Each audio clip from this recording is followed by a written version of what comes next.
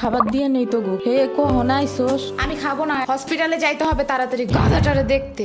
ওদিক থেকে অফিসেও যাইতে হবে একটু। ও থাকবেন নি একলা হেনে কানবেন না? সিরাবনি গো বাসায় থিয়েইতি। ওরাও ঢাকায় নাই, গত সপ্তাহে গেছে সব রিফাত মামার বিয়েতে। আমি কল করে বলছি আম্মুরে, ওরা ঢাকা যাওয়ার আগেই এদিকে এসে ইয়ামিনরে নিয়ে যাবে। ওইলো ইয়ামিন, জায়গাটা সুন্দর না?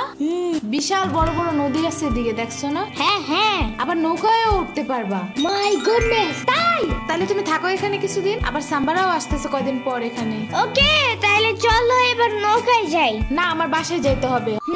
থাক, চলো তাইলে চলে যাই।